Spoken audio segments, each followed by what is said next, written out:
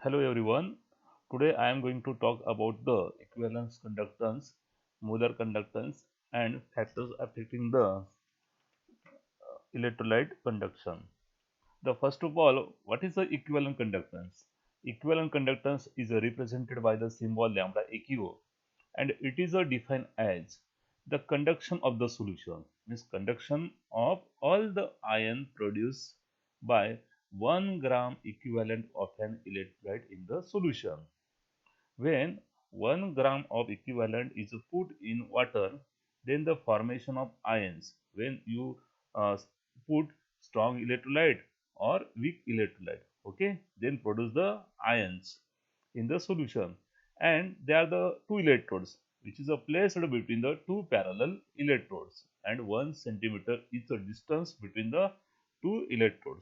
Okay, again I repeat, the equivalent conductance defined as the conduction of the solution, means conduction of all the ion produced when 1 gram equivalent of an electrolyte in the solution, okay, which is a place between the two parallel electrode, and 1 centimeter is the distance between apart. Okay, in this figure there are the two electrodes, anode and cathode. Anode is positive, cathode is negative, and one electrolyte is added in the water, okay, solvent. Then the formation of ions, negative ions, cations and anions. Cation is a migrate towards the negative electrode and anion is migrate towards the positive electrodes. Okay, and these two electrodes is connected by a one wire, and the distance between the two parallel electrode is 1 centimeter. If 1 gram equivalent of an electrolyte is dissolved in V centimeter cube of solution, means for example, when 1 gram of equivalent of electrolyte, okay, you can take suppose sodium chloride, potassium chloride, is dissolved in a 1 liter of the solution, V centimeter cube of the solution. Therefore, the formula is that the equivalent conductance is equal to the specific conductance into the volume. Equivalent conductance is equal to the specific conductance into the volume, volume in centimeter cube, where K kappa is equal to the specific conductance. If a solution containing n gram equivalent, if a solution contains n gram equivalent in a 1000 centimeter cube of solution, n gram equivalent in 1000 centimeter cube of solution containing the 1 gram equivalent will be, we write the 1000 is divided by the normality, normal, okay, lambda eq is equal to the, therefore lambda eq is equal to the 1000 kappa is divided by the normality.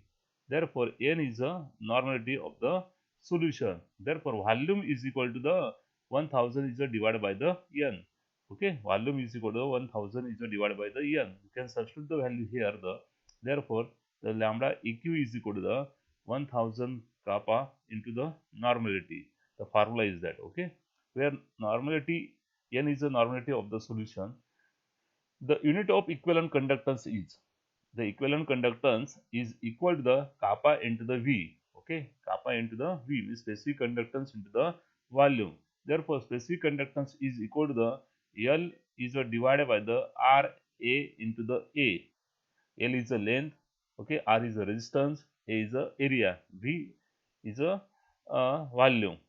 Now we substitute the volumes of length is a centimeter, resistance unit of resistance is ohm, the unit of area is a centimeter square, the unit of volume is a centimeter cube per equivalent. Okay. Now here the centimeter centimeters cube. So centimeter cancel it 1 centimeter, here the 1 centimeter cancel, okay, centimeter square as it is. We write this unit in the form per ohm centimeter square per equivalent, or per ohm is nothing but the Siemens, okay, Siemens centimeter square per equivalent.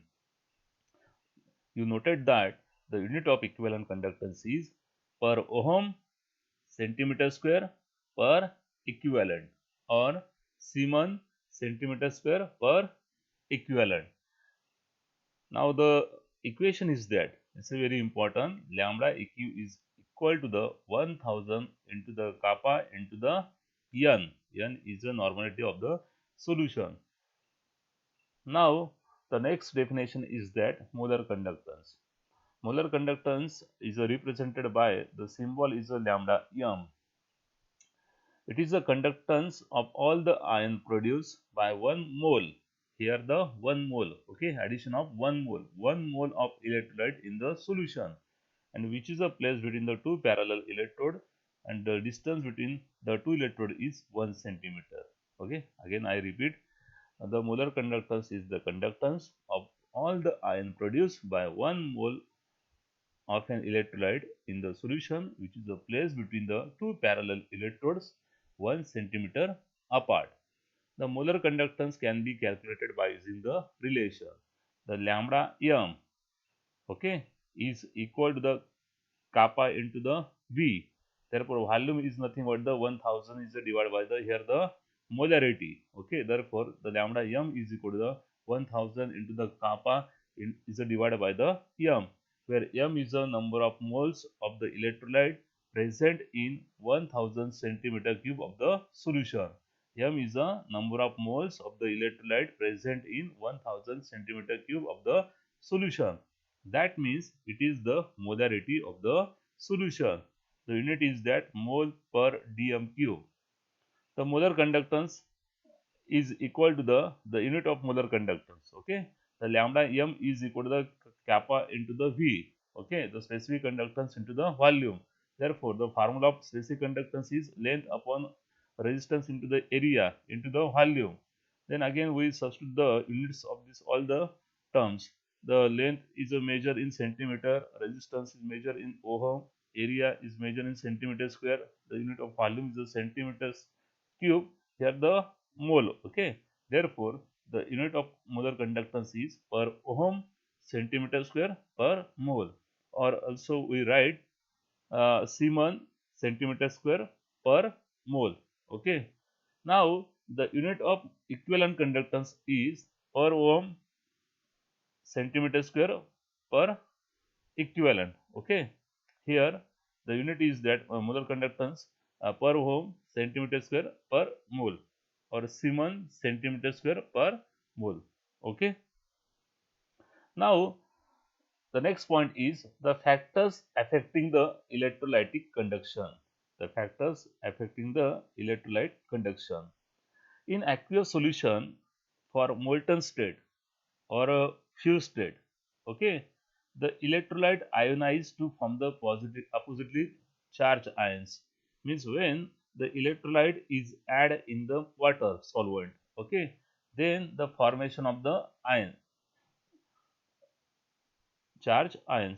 These ions are free to move in the solution. These ions are free to move in the solution.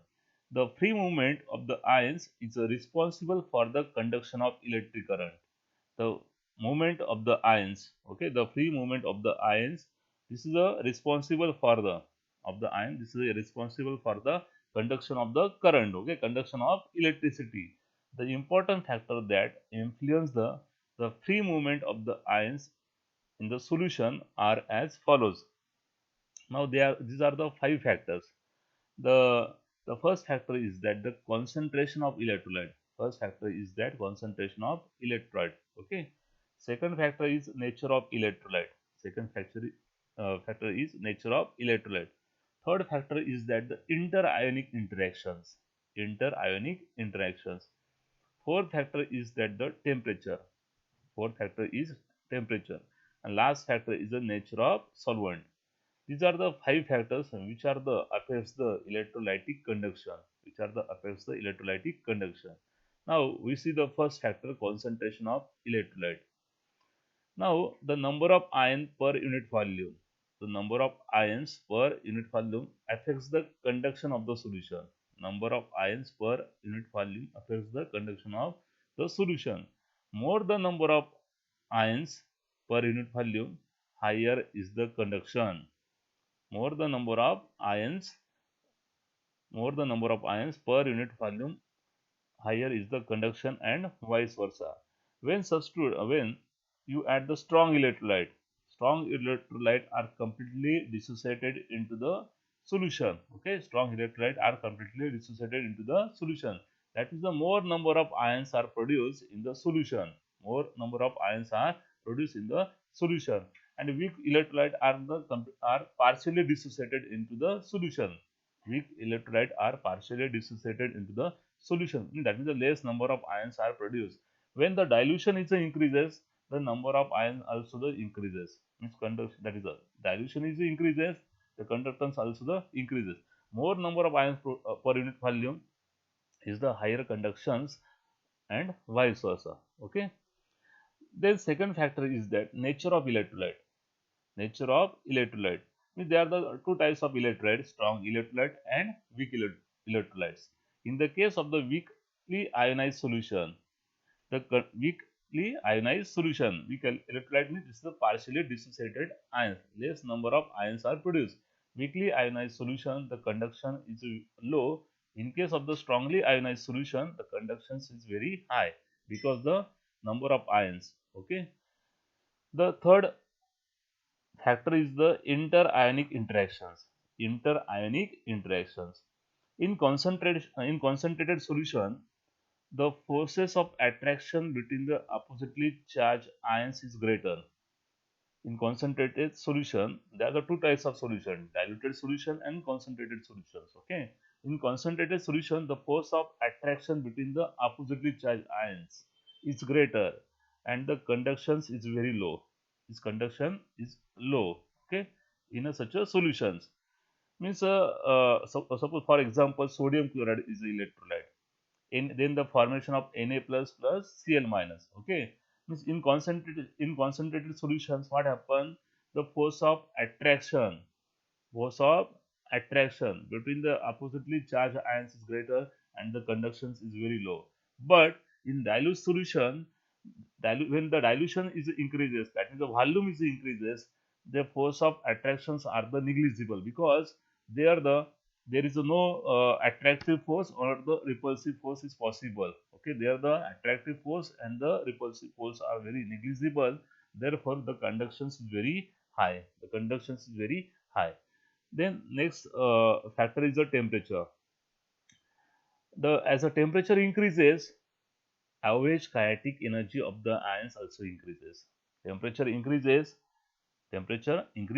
the average kinetic energy of the ions also increases.